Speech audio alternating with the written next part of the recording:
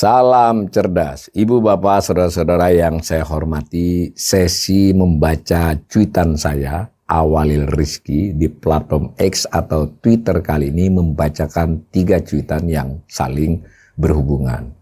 Cuitan tersebut terkait dengan kondisi neraca pembayaran Indonesia yang dirilis minggu lalu oleh Bank Indonesia. Nah, cuitan pertama itu adalah terkait dengan neraca pembayaran Indonesianya. Neraca pembayaran Indonesia itu adalah catatan ya, namanya neraca kan. Catatan dari Bank Indonesia memakai sudut pandang Indonesia sebagai sebuah negara. Indonesia kan melakukan transaksi internasional. Nah, transaksi itu kan bisa jual beli barang, jual beli jasa, bisa juga utang piutang, bisa juga investasi. Transaksi itu timbal balik, bisa menjual, bisa membeli, bisa berinvestasi, bisa investasi masuk ke sini, bisa berutang, bisa mengutangi. Jangan salah ya, Indonesia itu biarpun berutang banyak juga memiliki kemampuan memberi utang, karena ini bukan catatan tentang pemerintah, tapi catatan tentang penduduk Indonesia. Penduduk itu ya penduduk personal, penduduk korporasi, pemerintah dan lembaga lainnya. Ya, korporasi. Jadi kan tidak hanya pemerintah. Kalau pemerintah memang dalam konteks internasional hanya berutang ya, tidak mengutangi, tapi swastanya mengutangi. Mengutangi itu maksudnya bisa membeli surat utang pemerintah, berarti kan memberi utang kepada pemerintah Amerika misalnya gitu. Saya baca saja. Nah, ini grafik. Grafik ini khusus untuk triwulan 1. Nah, tadi neraca tadi kan transaksi ya. Berarti ada transaksi yang mengakibatkan Indonesia membayar. Nah, misalnya impor ya toh, atau membayar cicilan utang dan seterusnya. Atau orang Indonesia investasi ke luar negeri itu kan sifatnya kan duit keluar. Ya, jadi neraca pembayaran Indonesia ini ibaratnya itu menggambarkan arus isi dompet Indonesia sebagai negara, bukan sebagai pemerintah ya. Nah, ada yang bersifat membayar, ada yang bisa bersifat menerima. Menerima itu misalnya ekspor. Tapi jangan lupa juga, termasuk juga kalau kita diutangi atau orang investasi itu kita menerima. Ini urusannya adalah cash flow kira-kira gitu. Tapi cash flow dalam konteks negara dan dalam bentuk valuta asing ya. Nah, itu kondisi selama 3 bulan. Nah, karena dia sebut cash flow, flow itu arus, itu dalam 3 bulan atau dalam 1 tahun. Kalau neraca yang sifatnya stok itu posisi pada tanggal tertentu. Nah, kalau neraca pembayaran Indonesia ini adalah neraca arus. Ini selama 3 bulan yang disajikan ini. Selama 3 bulan tahun 2025, Indonesia itu minus 787 dolar Amerika, itu satuannya dolar ya, neraca pembayaran Indonesia triwulan 1. Jadi tahun-tahun yang saya sebut tuh masing-masing kondisi 3 bulan pertama saja, bukan setahun ya. Nah, 787 dolar. Jadi kita lebih banyak membayar daripada menerima, apapun bentuknya. Nah, itu oleh kata Bank Indonesia diberi judul tuh rilisnya, itu dokumen kurang lebih sekitar berapa ya, mungkin 40-an halaman, ada tabelnya juga, ada rilisnya beberapa paragraf. Di judul rilis itu, rilis ini adalah siaran pers dari Bank Indonesia sebagai pihak yang memiliki otoritas mencatat dan mengumumkan angka-angka ini.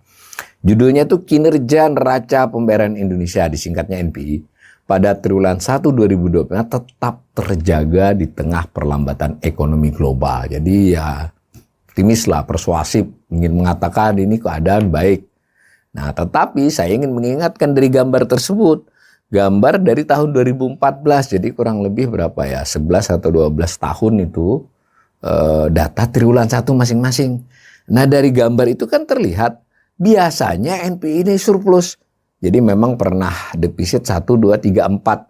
Nah, 1, 2, 3, 4, 5, 6, 7, 8, 9, 10, 11, 12, 13 tahun itu. 12 tahun. Nah, dari 12 tahun itu hanya 4 kali yang defisit.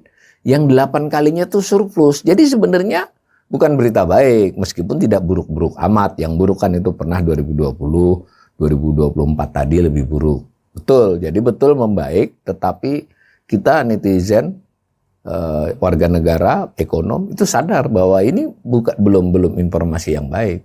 Hanya ada kata-kata di tengah perlambatan ekonomi global, kata Bank Indonesia, itu masih oke. Nah, berarti kita nggak tahu nih triwulan 2, 3, 4 karena kan keadaannya di April ke sini lebih buruk lagi. Nah, mudah-mudahan Bank Indonesia, pemerintah waspada ya. Yang penting menurut saya ini nggak usah diglorifikasi, ini bukan prestasi ini. Itu loh kira-kira maksudnya ini. Dan jangan lupa kondisi triwulan 1 itu belum mencerminkan selama setahun akan terjadi apa.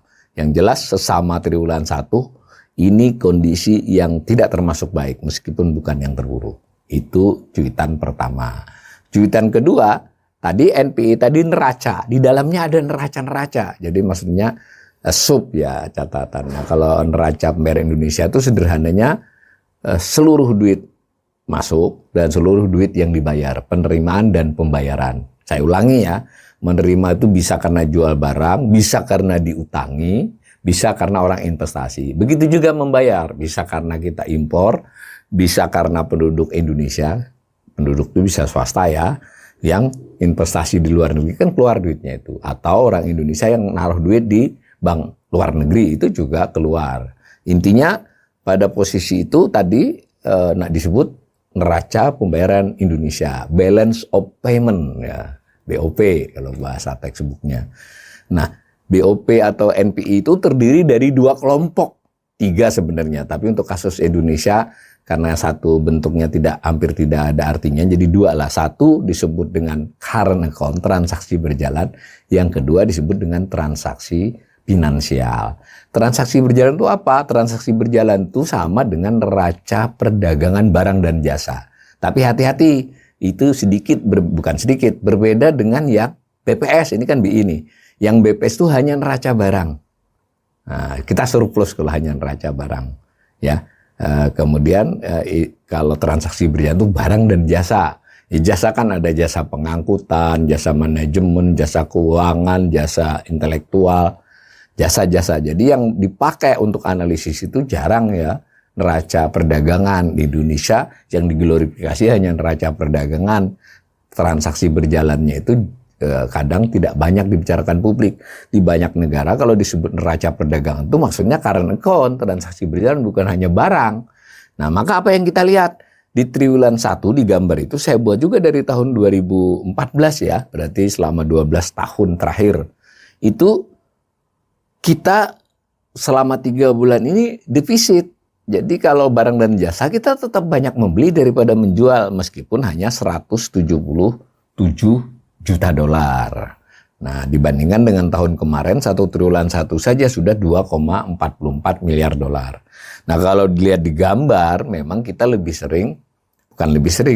nyaris selalu defisit kecuali tahun 2022 dan 2023 itu memang ada blessing ya, harga komoditas, kemudian dan lain harga komoditas terutama.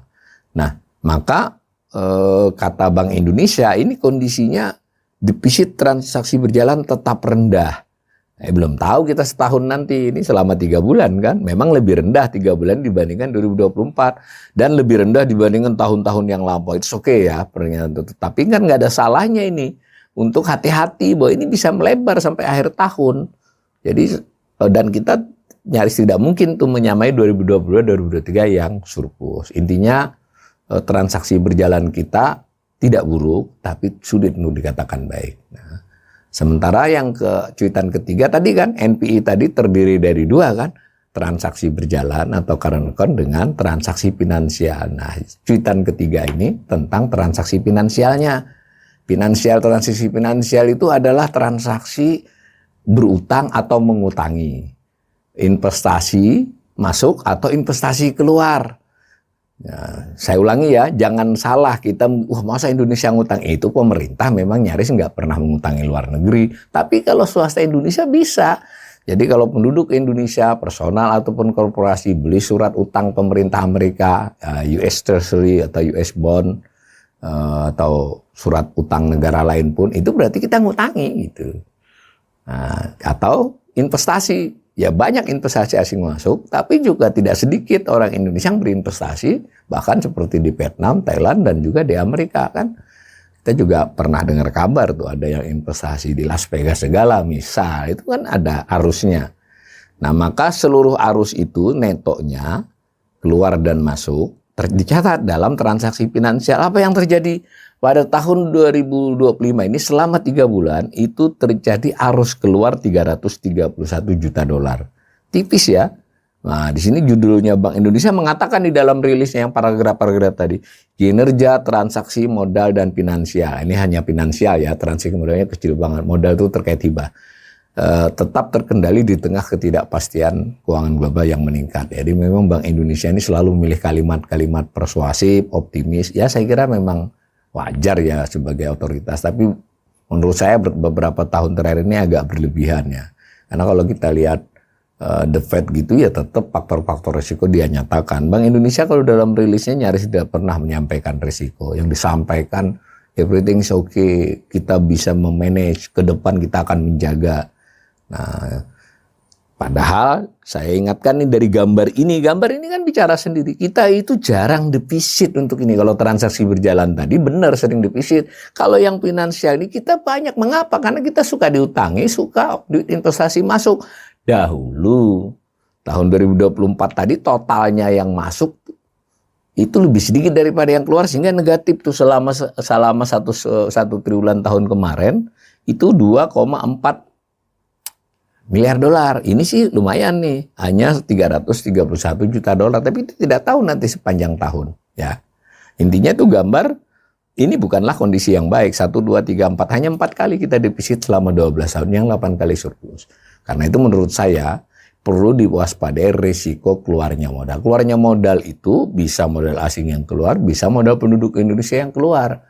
Ya, karena kita negara dengan perdagangan bebas, transaksi bebas untuk finansial ya bisa. Itu maksudnya misalnya ketika mau di HE harus ditaruh juga untuk antara lain mengatasi hal ini. Tapi dari neraca ini ya kita masih punya risiko yang cukup ya, mungkin tidak besar, tetapi risiko itu masih terlihat kemungkinan modal asing pergi keluar dan modal penduduk Indonesia pergi keluar. Sekurang-kurangnya yang biasanya masuknya berduyun-duyun, gampangannya begitu loh di tahun-tahun lampau, tidak lagi masuk, melainkan wait and see. Lihat dulu nih perkembangan ekonomi dunia gimana, kondisi Indonesia bagaimana. Jadi dari 3 cuitan ini, saya kurang lebih ingin memberikan pesan resiko eksternal kita masih cukup besar.